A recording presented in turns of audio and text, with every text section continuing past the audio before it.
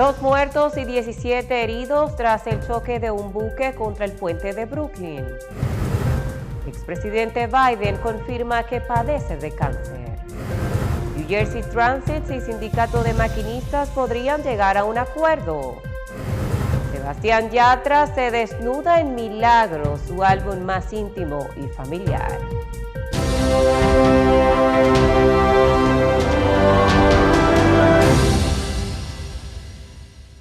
Saludos, gracias a todos ustedes por acompañarnos en nuestra emisión de Noticias al Día. Como siempre, Fanny Luna les saluda y comparto con todos ustedes las principales informaciones. 2 muertos y 17 heridos tras el choque del buque contra el puente de Brooklyn la noche del sábado mientras realizaban un espectáculo.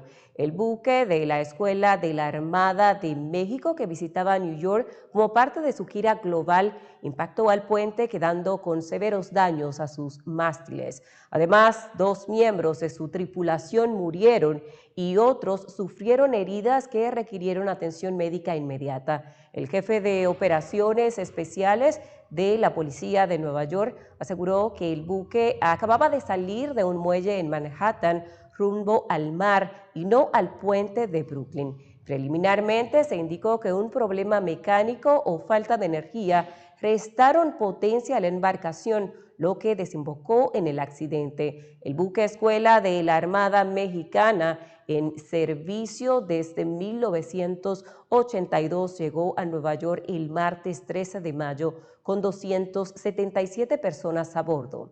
Tras el accidente de este sábado, algunos miembros de la tripulación quedaron colgados en los mástiles quebrados. Buzos del Cuerpo de Bomberos de la ciudad de Nueva York se prepararon para realizar un rescate en esta localidad de East River, pero no fue necesario. Las autoridades tanto en Nueva York como México aseguraron que ningún marinero cayó al agua. A través de la red social X, la presidenta de México, Claudia Sheinbaum, lamentó las muertes de los 2 miembros de la tripulación del buque.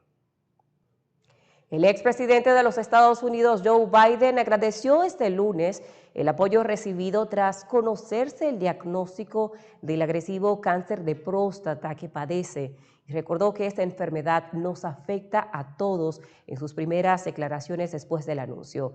El cáncer nos afecta a todos, como muchos de ustedes. Gil y yo hemos aprendido que somos más fuertes en los momentos difíciles. Gracias por animarnos con amor y apoyo, dijo el exmandatario en su cuenta de Twitter. El mensaje del veterano ex senador y ex vicepresidente demócrata en la red social está acompañado por un selfie donde se le ve sonriente junto a su esposa Jill Biden y también un gato de mascota.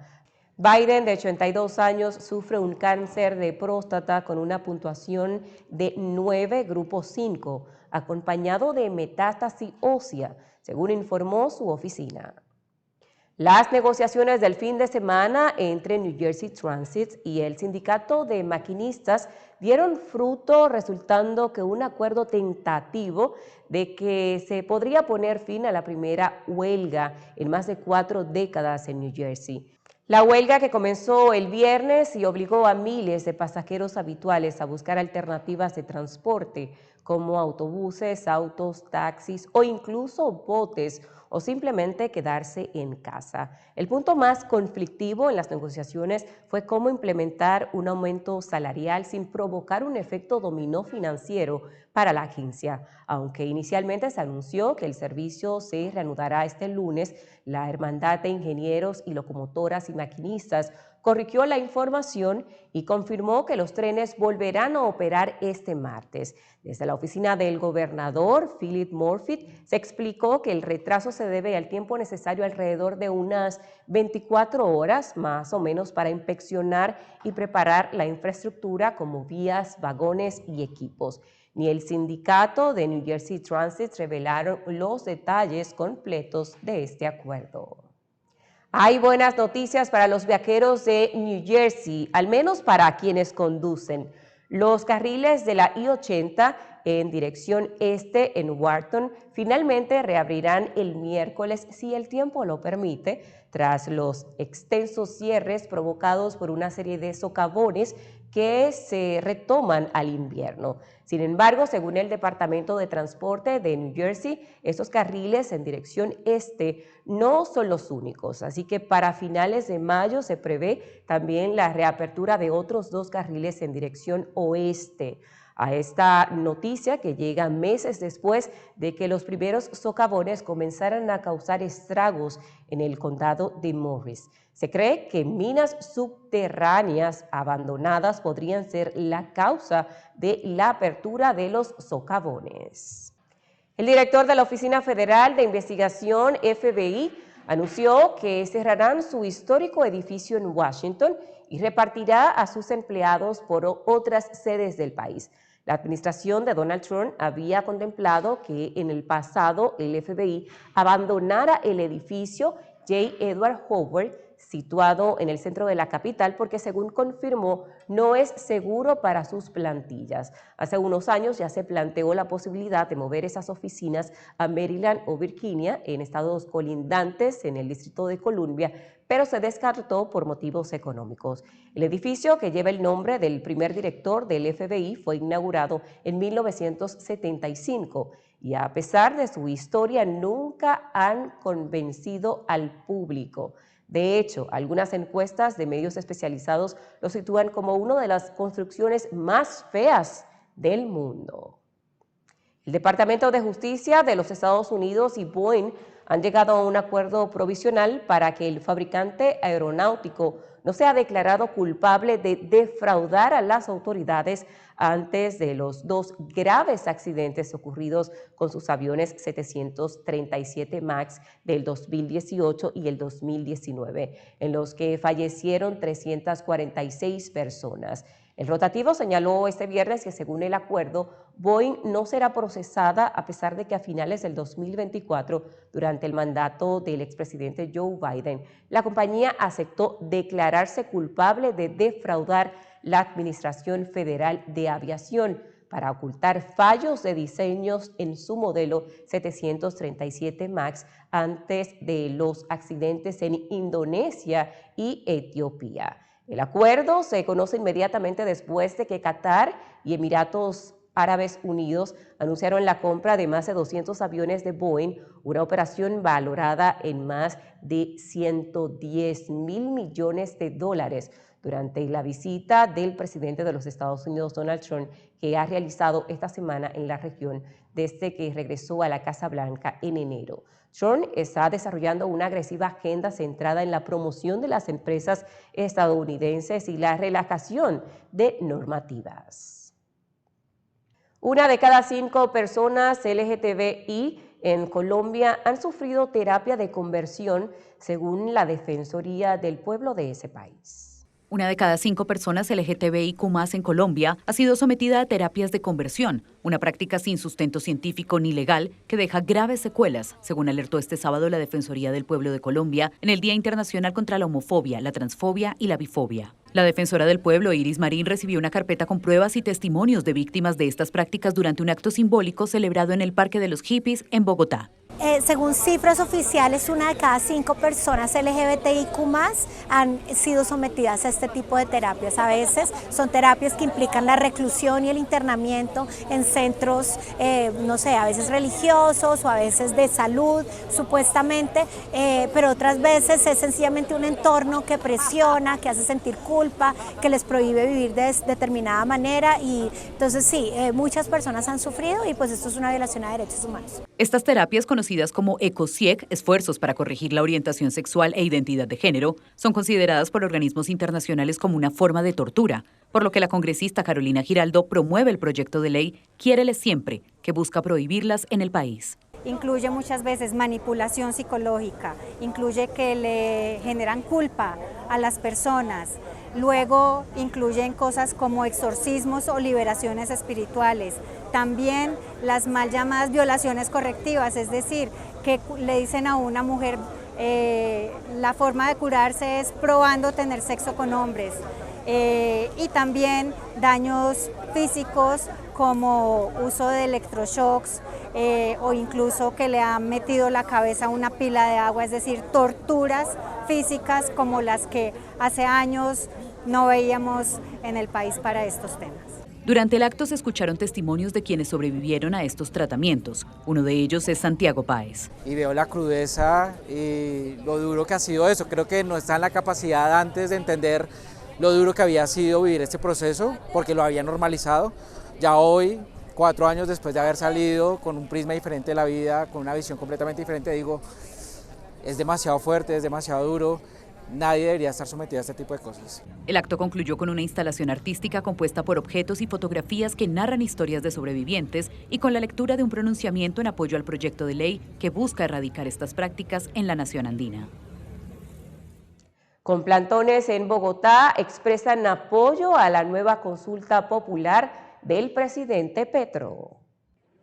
Decenas de personas expresaron este domingo su respaldo al anuncio del presidente colombiano Gustavo Petro de presentar al Senado una nueva consulta popular con la que pretende tramitar la reforma laboral, a la que se le sumará una pregunta sobre la disminución del precio de los medicamentos. Así lo expresaron en una concentración realizada en la plazoleta del Consejo de Bogotá y en otras partes del país en las que hubo batucadas y carteles en favor de esta iniciativa y del llamado de Petro al cabildo abierto. La representante a la Cámara, María Fernanda Carrascal, de la coalición oficialista Pacto Histórico, dijo que el objetivo es defender los derechos del pueblo. El derecho del constituyente primario a decidir sobre los asuntos que le atañen, tan importantes como lo son el trabajo, como lo es una reforma laboral que buscaba justamente devolverle a los trabajadores y trabajadoras derechos que se perdieron durante el gobierno de Álvaro Uribe Vélez en el 2002. También buscábamos conquistar nuevos derechos para la clase trabajadora, mejorar sus salarios reales, pero también tener condiciones laborales libres de acoso, de violencias, la posibilidad de reconocer, de reducir y de redistribuir las labores del cuidado a través de la norma laboral. El Senado denegó el miércoles pasado la realización de la consulta popular con la que el gobierno buscaba tramitar la reforma laboral, luego de que esta iniciativa se hundiera en marzo pasado en una comisión de esa misma corporación legislativa. Carrascal insistió en que el gobierno volverá a presentar una consulta popular porque es necesario actualizar las normas laborales. Así que estamos acá con la gente, con quienes hemos construido ese mandato popular, diciéndole al Congreso de la República que no nos callan y que no bajo ninguna circunstancia apagan la esperanza y el fervor popular por tener mejor vida, mejor calidad de vida, no solamente para los individuos, sino para sus familias, para las comunidades enteras y para la economía del país. La concentración de este domingo es la respuesta al llamado que hizo Petro, quien pidió a las organizaciones populares reunirse este fin de semana en las plazas del país para votar un paro nacional. Tras el hundimiento en el Senado de la propuesta de consulta popular impulsada por su gobierno, Petro convocó a un cabildo abierto en Barranquilla para el próximo martes. Ente Electoral venezolano habilitará 15.736 centros de votación para comicios regionales. El Consejo Nacional Electoral de Venezuela, controlado por rectores afines al chavismo, anunció este domingo que para los comicios regionales y legislativos del próximo 25 de mayo habilitará un total de 15.736 centros de votación, en los que habrá 27.713 mesas electorales. El vicepresidente del órgano electoral, Carlos Quintero, resaltó la importancia de la auditoría para garantizar el proceso electoral. Que esto es un punto clave para las organizaciones con fines políticos, que les da la confianza, no solo a las organizaciones con fines políticos, también a todo el pueblo de Venezuela. Quintero sostuvo que esta revisión es una de las más importantes de las elecciones, ya que las organizaciones políticas pueden verificar las máquinas electorales, el software y los procesos de votación, de escrutinio, de transmisión de datos y la verificación ciudadana, en la que se valida que el comprobante de voto coincida con las actas. El funcionario indicó que para las elecciones del 25 de mayo se elegirán en total 569 cargos, entre ellos 285 diputados al Parlamento, 24 gobernadores y 260 legisladores regionales. Al día de hoy podemos informarle al país que tenemos un 85% de avance del programa electoral, con todas las actividades de cada una de las fases. Podemos decirle al país que estamos en la última fase, el último eslabón de la cadena. Tenemos ya desplegadas a nivel nacional el total, el 100% del material electoral, el 100% de las máquinas de votación, listos para el día domingo 25 de mayo.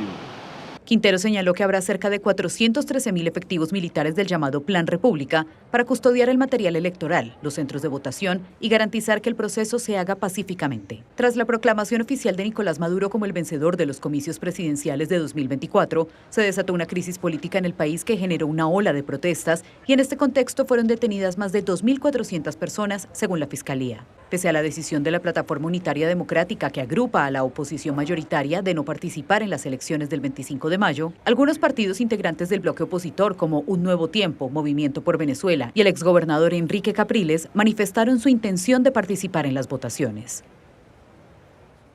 La gran victoria obtenida este domingo por el partido del presidente Javier Milei en los comicios legislativos en la ciudad autónoma de Buenos Aires representa un duro golpe para la formación del expresidente Mauricio Macri, derrotada por primera vez en casi 20 años en su principal bastión electoral y debilitada en la disputa por el liderazgo de la derecha argentina. Esta fue una campaña muy difícil, llena de agresiones, de insultos, de noticias falsas, una campaña que cruzó todos los límites. Y eso no es un chiste. Eso es algo de lo que toda la dirigencia política, pero sobre todo todos los ciudadanos, tenemos que tomar nota, porque no le hace bien a nuestro país que la discusión política se transforme en una discusión sin reglas de la democracia. Los resultados de este domingo repercutirán indefectiblemente en las negociaciones que ambas formaciones vienen manteniendo sobre una posible candidatura conjunta en las elecciones legislativas el próximo mes de septiembre en la provincia de Buenos Aires. Centroamérica enfrenta una crisis de desigualdad agravada por sistemas tributarios que, lejos de corregir las brechas sociales, las profundizan, lo que se refleja en su pérdida anual. Centroamérica encara una creciente crisis de desigualdad agravada debido a que los sistemas tributarios, lejos de corregir las brechas sociales, las agudizan, lo que se evidencia en la pérdida anual de más de 17 millones de dólares por evasión y abuso fiscal. Recursos que, de acuerdo a un informe de la ONG Oxfam, conseguirían en un plazo de 5 años erradicar la pobreza extrema en la región. La organización advierte que lo que denominan como polarización económica en la región tiene dos caras: la acumulación creciente de riqueza de una pequeña élite y la persistencia de altos niveles de pobreza y precariedad para millones de personas, particularmente mujeres, afrodescendientes, personas LGBTIQ+, y pueblos indígenas. La representante de la ONG Oxfam en Honduras, Daisy Ávila, aseveró que las desigualdades son una de las causas estructurales de la pobreza en Centroamérica y lamentó que los sistemas tributarios de la región contribuyan a profundizar las brechas económicas en vez de reducirlas. Es posible revertir esta situación, es posible reducir esta brecha de desigualdad. Para ello se requiere la voluntad política, ¿verdad?, de los gobiernos y también el tema de la transparencia. También señaló que todos los sistemas tributarios centroamericanos son regresivos, lo que significa que en gran medida dependen de impuestos indirectos, como los aplicados al consumo. En promedio, estos impuestos representan un 45,7% del recaudo frente a un 29,8% provenientes de impuestos a la renta y propiedad. Es decir, por cada dólar recaudado en impuestos directos se perciben 1,53 dólares en impuestos indirectos. Nos vamos a cumplir con nuestra pausa comercial. Al regreso, más de Noticias al Día. En las tiendas Lebron te ofrecemos todos los utensilios para tu cocina profesional. Contamos con el mejor servicio de entrega. Llámanos ya en New York al 212-942-8258 y en Orlando, Florida al 407-933-0555 o visita nuestra página web www.lebronrestaurantsupply.com. En las tiendas Lebron, tu cocina profesional es nuestra especialidad. Su velocidad le puede parecer lenta al manejar, pero si atropella a alguien, es espantosamente rápida. Conductores, estén pendientes de los peatones y ciclistas y al doblar reduzca la velocidad a 5 millas por hora.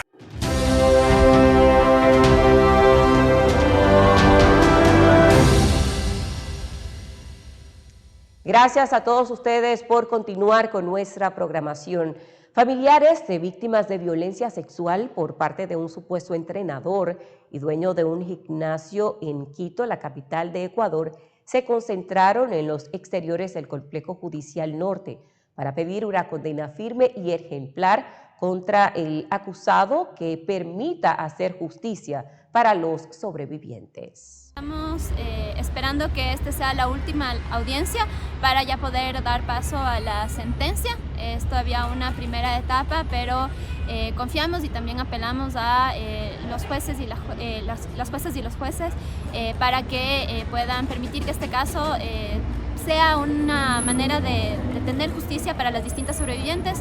Yo soy hermana de una de las sobrevivientes, su caso ya prescribió, como es el caso de varias de las sobrevivientes, y esta es justamente una oportunidad de, a través del caso de Karen, poder obtener algo de justicia, a pesar de que han sido 30 años de... Los hechos se remontan a hace 30 años en el gimnasio Club Ecuador, cuando alguna de las víctimas tenían menos de 8 años, pero solo hasta 2019 varias de ellas se encontraron y decidieron denunciar al ex entrenador Alcides Patiño por supuesto abuso sexual y violación. La Amazonía brasileña sufre con inundaciones tras 2 años seguidos de intensa sequía. 20 de los 62 municipios del estado de Amazonas, en Brasil, están en situación de emergencia y otros 37 en alerta por las inundaciones provocadas por el fuerte aumento del nivel de los ríos.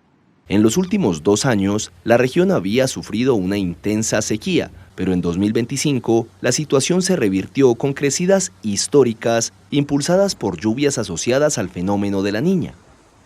Las autoridades informaron que unas 209.000 personas han sido afectadas, con más de 52.000 familias impactadas directamente. Se espera que los niveles de los ríos continúen creciendo hasta junio, cuando alcanzarían su punto máximo antes de que las lluvias regresen a niveles normales. Uno de los municipios más afectados es Manacapuru, donde el río Solimoes superó los 21 metros, batiendo el récord de 2021. En esta zona, conocida como la Venecia de la Amazonía, miles de familias se movilizan en bote y viviendas sobre palafitos están parcialmente sumergidas. Los agricultores locales que ya habían sufrido por la sequía enfrentan ahora la pérdida de cultivos como yuca, banano y malva. Expertos atribuyen estos extremos climáticos al aumento de la deforestación y al calentamiento global que intensifican tanto las sequías como las crecidas. El presidente de Ecuador, Daniel Noboa, amplió su guerra declarada contra las bandas del crimen organizado que operan en el país a 3 grupos pertenecientes a las FARC. El presidente de Ecuador, Daniel Noboa, catalogó como grupos armados organizados a 3 grupos disidentes de la extinta guerrilla colombiana de las FARC. La presidencia ecuatoriana emitió un decreto en el que se menciona al Frente Oliver Sinisterra, a las disidencias Comuneros del Sur y a los comandos de la frontera. En el marco de su guerra contra las bandas criminales, Noboa señaló a dichos grupos como enemigos dentro del conflicto armado interno. Su decisión fue tomada luego del asesinato de 11 militares del ejército ecuatoriano en una emboscada que fue atribuida a los comandos de la frontera durante un operativo contra la minería ilegal en el sector de Alto Punino, en la Amazonía ecuatoriana. Actualmente los militares investigan una posible filtración de información dentro de las Fuerzas Armadas que permitió el ataque. Cientos de mineros bolivianos protestaron en La Paz para exigir al gobierno de Luis Arce que dé soluciones inmediatas a la falta de dólar y de combustible. Cientos de mineros bolivianos marcharon en La Paz para exigir respuestas del gobierno ante la falta de dólares y combustible. La protesta, organizada por cooperativas auríferas, partió desde el Alto hasta el centro de la ciudad. Los manifestantes aseguraron que la movilización no tenía fines políticos. Bueno, esta marcha es pacífica y sin color político, ¿no? Lo que estamos exigiendo es la reivindicación del sistema cooperativo aurífero, como también la canasta familiar, el diésel. Los dirigentes señalaron que la escasez del diésel paraliza sus operaciones y que el alza de los precios afecta a sus familias. Además, demandaron que el gobierno reconozca al sector cooperativo minero en sus políticas públicas. Es bastante difícil para ser minero, es muy duro, porque prácticamente el cooperativismo es nosotros que invertimos nuestros medios, prácticamente el gobierno no nos da ni un centavo. Según datos oficiales, la inflación en abril fue del 0,9%, la más baja en 7 meses. Sin embargo, productos como la carne subieron un 60% en algunas ciudades. Bolivia enfrenta desde 2023 la falta de divisas y combustibles atribuida a la caída de exportaciones de gas y reservas internacionales. Reiteramos el compromiso que tenemos en Noticias al Día con nuestros patrocinadores. Al regreso seguimos con más noticias. En las tiendas LeBron te ofrecemos todos los utensilios para tu cocina profesional. Contamos con el mejor servicio de entrega. Llámanos ya en New York al 212-942-8258 y en Orlando, Florida al 407-933-0555 o visita nuestra página web www.lebronrestaurantsupply.com. En las tiendas LeBron, tu cocina profesional es nuestra especialidad. Su velocidad le puede parecer lenta al manejar, pero si atropella a alguien, es espantosamente rápida. Conductores, estén pendientes de los peatones y ciclistas y al doblar reduzca la velocidad a 5 millas por hora.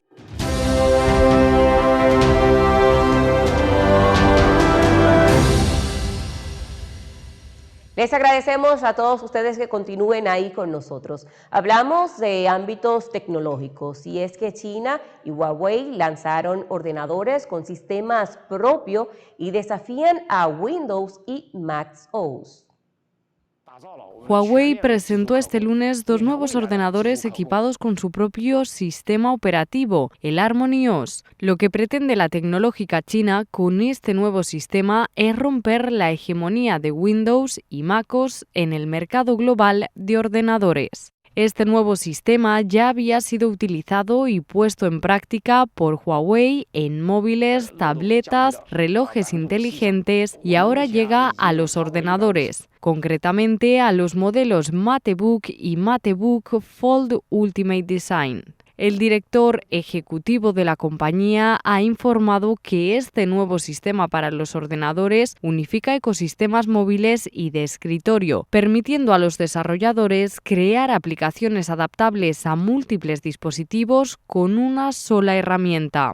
También incorpora funciones basadas en inteligencia artificial que operan directamente desde el dispositivo, sin requerir conexión constante a la nube, y más de 300 aplicaciones ya son compatibles con el sistema, a lo que se espera que se sumen otras 2.000 que están en proceso de adaptación. Huawei asegura que su sistema representa una ruptura tecnológica que busca reducir la dependencia del software extranjero.